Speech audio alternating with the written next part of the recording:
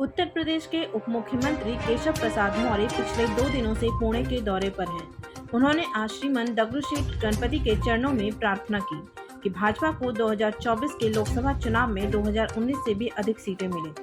केशव प्रसाद मौर्य का श्रीमंत दगड़ूशेठ हलवाई गणपति ट्रस्ट की ओर से कोषाध्यक्ष महेश सूर्यवंशी और पूर्व स्थायी समिति अध्यक्ष हेमंत रासने ने स्वागत किया।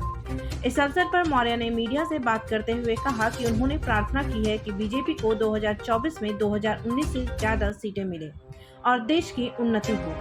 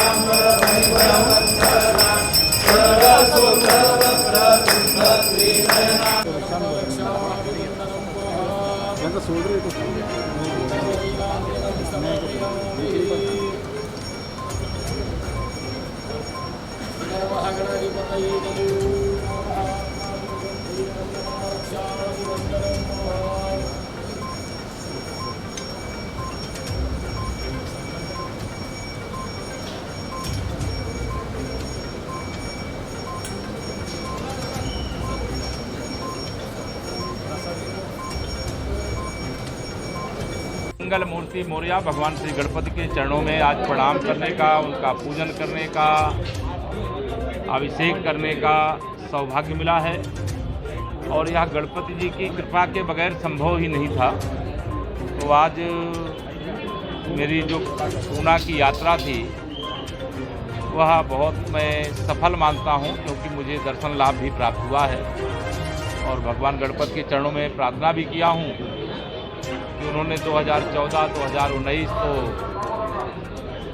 भारतीय जनता पार्टी को शिखर तक पहुंचाने के लिए अपनी कृपा प्रदान की है, लेकिन 2024 में 2019 से भी बड़ी विजय भारतीय जनता पार्टी की हो। माननीय नरेंद्र मोदी जी फिर से एक बार देश के प्रधानमंत्री बने, हमारा देश विश्वगुरु बने और जो भी समस्याएं राष्ट्र की हैं उनका समाधान हो और जो हमारी भावना है उसके हिसाब से हम सब लोग काम कर सकें, इसकी प्रार्थना प्रभु के चरणों में की है। केशव प्रसाद मौर्य ने खुद के लिए क्या मांगा बाबा? देखिए, हम लोग तो राष्ट्रीय स्वयंसेवक संघ के स्वयंसेवक हैं और स्वयंसेवक के नाते हम लोग बाल अवस्था से गीत गाते हैं, तन समर्पित मन समर्पित और यह जीवन समर्पित। जी चाहता है मातृभूमि भारत भूमि, मैं तुझे कुछ और भी दूँ। हम लोग इस भावना से ओतप्रोत रहते हैं और प्रभु अंतर्यामी होते हैं और उसमें एक ही बात कही जाती है, सो तुम जानहु अंतर्यामी पूर्वहु मोर मनोरथ स्वामी। मेरी मनोरथ क्या है? ये भारत की उन्नति है। मेरा मनोरथ क्या है? भारतीय जनता पार्टी का व्याप पूरे हिंदुस्तान के हर क्षेत्र में बढ़े। मेरी मनोरथ है कि भारत विश्व में आर्थिक दृष्टि से, सामरिक दृष्टि से, सेवा की दृष्टि से और जो वसुधैव कुटुंबकम का हमारा भाव इस दृष्टि से दुनिया में जो पहचान है उसको और मजबूती से माननीय प्रधानमंत्री श्री नरेंद्र मोदी जी की अगुवाई में आगे बढ़े। अब महाराष्ट्र में हो, महाराष्ट्र में दो शिवसेना है, एक उद्धव ठाकरे की और एक शिंदे की, आप कौन सी मानते हैं? आज की तिथि में तो पूज्य बाला साहब ठाकरे जी की जो शिवसेना है वो शिंदे जी की शिवसेना है और जो बाला साहब ठाकरे जी ने शिवसेना स्थापित की थी वह शिवसेना का रिश्ता कांग्रेस से कभी नहीं होगा।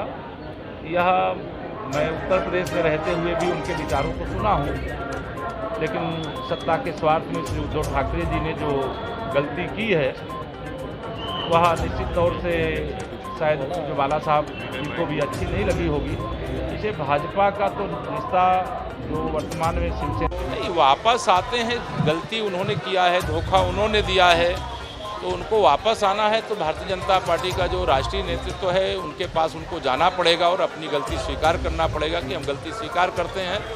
और अगर भाजपा में आना चाहते हैं और भाजपा का नेतृत्व उसे स्वीकार करेगा तो भाजपा में वो आएंगे, अन्यथा आज तो हमारे शिंदे जी के नेतृत्व में जो शिवसेना है उस शिवसेना के साथ हमारा गठबंधन है और इस गठबंधन के बल पर हम लोग 2024 लोकसभा में गणपति बप्पा की कृपा से एक तरफा जीत की ओर आगे बढ़ रहे हैं और देश में फिर से तीसरी बार माननीय नरेंद्र मोदी जी प्रधानमंत्री बनने जा रहे हैं।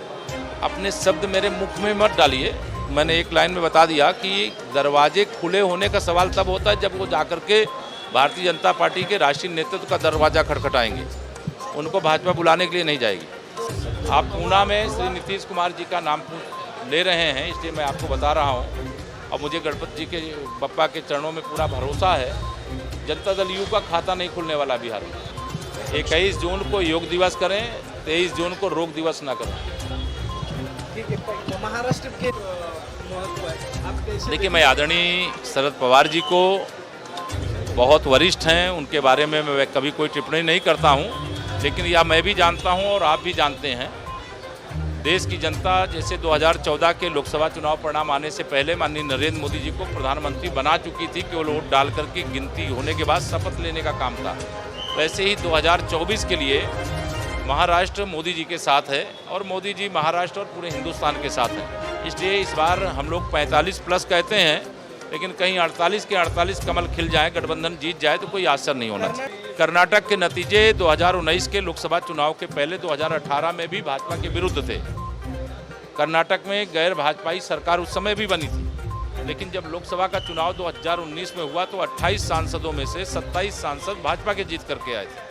तो इस बार तो 28 के 28 जीत करके आएंगे।